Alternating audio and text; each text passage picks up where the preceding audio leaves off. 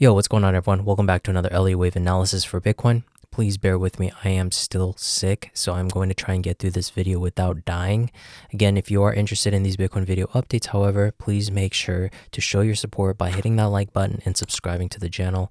I'll do everything and anything to get these videos out, even though I am sick. So there are currently only two scenarios that I'm eyeing, and starting with the first scenario here, as you all know, we are looking for Bitcoin to finally do one more move to the downside, which was our primary idea for quite some time since the month of August. This idea is still working in the realm of a WXY structure, which is known as a double zigzag pattern, a WX and then Y. This is when you have two consecutive simple zigzags, an ABC for a wave W and then an ABC for a wave Y, which we're currently in. And as you can see for this wave Y, we are now looking for that last C wave to the downside. This is really good news because although we've been talking about this dump here, we've been talking about this pump, we are about 80 to 90% complete with this entire trend. And if not, then we might actually be already complete, since we are now at such a pivotal moment for Bitcoin for both the bullish and bearish structures. What that means is, now that we can finally understand that Bitcoin has come down and retested a major Fibonacci level here that didn't break this prior low, we still have that possibility of breaking it, but there is an offset chance that Bitcoin is finally ready to move to the upside, which we also discussed. And this is what happens when you have time as a very important factor for how these wave structures are being built. So as you can see, this ABC move to the downside is still being utilized for the bullish structure, where the beginning structure, instead of going into a wave W, this is now saying that this is the bottom of a wave 2. We did have a possibility, and we were also very confused that we were possibly in either a motive or an impulsive structure to the upside as a 5-wave move, or a WXYXZ that led us into a wave B or a wave X. And in that case, this can also be seen as a 1, 2, 3, 4, 5 going into a wave 1 of a smaller degree that's working upon this parent degree of this wave 1, 2.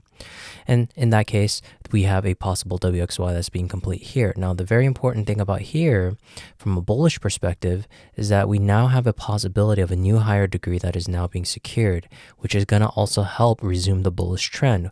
We have the major Fibonacci zone, the Goldilocks zone is what I like to call it, between the 61.8% and the 88.6%.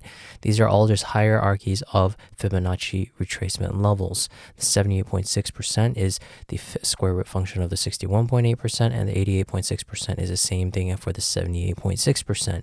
So as you can see, lo and behold, we did get supported above the 88.6%, and we got a strong reaction off the lows. Now, it's still very difficult to understand whether this is an impulse move to the upside, but for now, with the current data, it does look impulsive to the upside. But if you're still retaining to the bearish idea, it is still possible to see this as a very short wave A, and then a B as a combo, and then a C wave for an impulsive structure. Now, it's not uncommon for the crypto markets to have a very long C structure when it comes to the ratio and the symmetry of these corrective waves.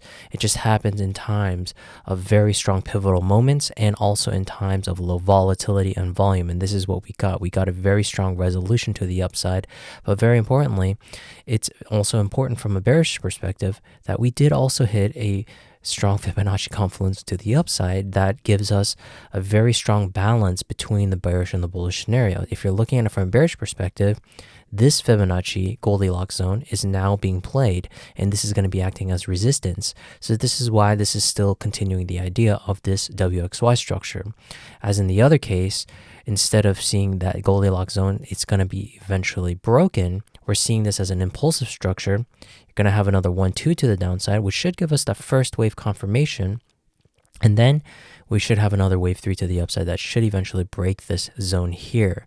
And then this should be that first kind of move to the upside for either an impulsive structure for a continuation as an extension for this primary degree, and then we label this as a wave 3, or just depending on if this is the impulsive structure in itself, then we can say that this is labeled as a primary wave 3 depending on how far it extends. So either or scenario, I am very happy to say that we are now at a stage in Bitcoin's price action that it doesn't really matter if it does go for one more move to the downside. It'll just validate it further that our idea was correct. But now that we are so below, and we've also come down and retested some major support levels, I'm also happy to report that I am also possibly on the camp of the bullish side of things, meaning that we could be going for a continuation to the upside. We're just going to have to wait and see what the follow-up is. So this is just more of an observation stage more than anything else. And again, these two scenarios are pretty much the only two scenarios that you need to be looking at.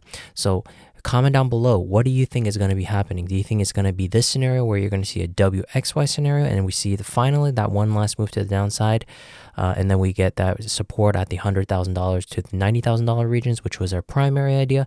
I'm still slightly leaning towards this idea. And then again, we do have this possibility where the low is now finally in, just due to the fact that we did have a retest of this low here and we had a strong bounce. Everything is about alternatives, but everything is also about probabilities, but nothing is about possibilities, because there's can be endless possibilities. So know the difference.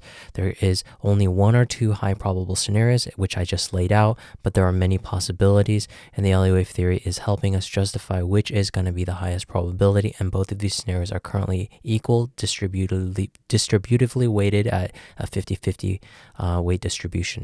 So hopefully that was helpful. I am currently still in the camp that we are going to be looking for one more move to the downside, but in the case that we do get a push to the downside and then we get another move to the upside that breaks this previous high, there's a very good chance that the low is now finally in. So hopefully that's helpful. Thank you very much. I will see you guys in the next video, and please make sure to hit that like button, subscribe to the channel if you haven't already. Thank you very much. I'll see you guys in the next video. Bye bye.